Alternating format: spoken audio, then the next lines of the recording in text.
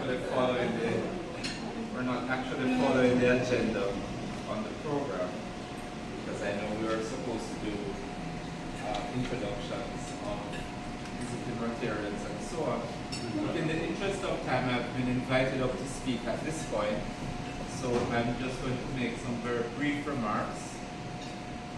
Let me first of all say it's a pleasure for Ella and I to be here with you this afternoon, sharing in your club activity or club meeting. Earlier we had a meeting with the board where the board presented their plans for the year. And as district governor, one of our responsibilities is to visit every single club in the district to check on the viability of the clubs and what their plans are for the year, and to lend support to the clubs. This morning I want to share with you some of the things that Rotary International would want me to share with you. So the first is our presidential message this year, Unite for Good. Unite for Good is a derivative of our vision statement. For those of you who know Rotary's vision statement, you can repeat it with me. Together, we see a world where people unite and take action to create lasting change across the globe, in our communities, and in ourselves. In that vision statement, you'll hear the words unite, and you'll hear the words together, as well as take action. Rotarians are people of action. That's what we're known as, people of action. And when we recognize deep-seated problems in our community, we come together, we unite, we come together in the spirit of connection and collaboration to plan projects and programs that will address deep-seated needs in our community. And the reason we come together is not an end in itself, but because we recognize that together we can achieve more. Together with other like-minded organizations that bring skill sets to the table that we may not have, we recognize that we can achieve the successful execution of the projects and programs to address the deep-seated needs in our community. So partnerships through connection and collaboration is one of the things that Rotary, one of the messages I'd like to leave with you today.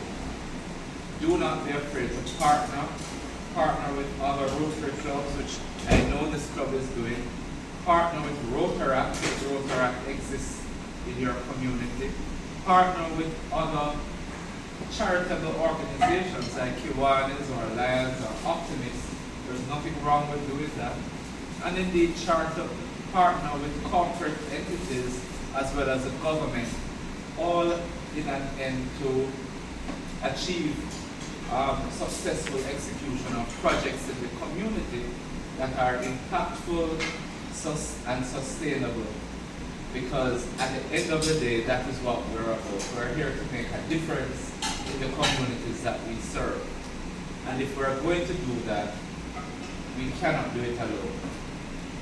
Rotary wants clubs to partner so that it can achieve one of its strategic objectives, and that is to increase its impact in the world. Right? And so I want to leave that with you this morning, fellow Rotarians. Do not be afraid to partner. The other thing Rotary would like clubs to do is to think big. Think big. It is all good and well, for us to continue with small projects which are relatively small projects that can be easily executed in a day or two. But Rotary would like to see clubs really, as a club, look at the needs in your community, deep-seated needs, and to tackle those needs. To not be afraid to take on the big challenges in your community, whether it is illiteracy, whether it is not enough play areas for children, whether it's not enough recreational facilities, whether it is not enough bus sheds, whatever it is. I can't tell you what your community needs are. You know that better than I do. But what Rotary really wants clubs to do is to take on big, bold projects that will transform communities in an impactful and sustainable way.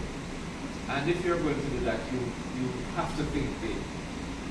Rotary wants you, having thought big, to have 3 to 5 year strategic plans, because we recognize that if you're going to think big and take on big projects in the community, they cannot be, the projects cannot be executed in 1 year or even 2 years, but we're looking at a long horizon. And so Rotary wants clubs to have a 3 to 5 year or longer strategic outlook. And it wants clubs to stop doing the my year, your year mentality and mindset.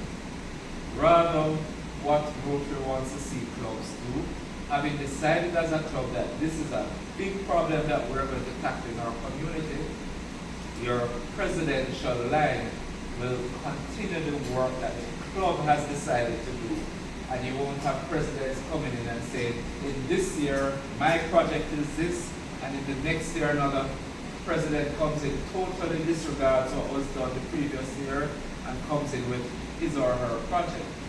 So in the spirit of continuity, Rotary wants to see that happen. Recognizing that as an organization, we are challenged by the fact that we change our leadership every year. Whether it's the RI president or the district governor or the club president, we change our leadership annually, and there's a real danger in doing that of clubs having discontinuity in the programs and projects that it undertakes. So everything is interlinked, because if you think big and you have 3 to 5 year strategic goals to comprehensively transform problems in the community in an impactful and sustainable way, you're going to need to partner with other organizations to achieve those goals. So we want you to partner, and we want you to think of continuity. Thirdly, and finally, we want clubs to be innovative.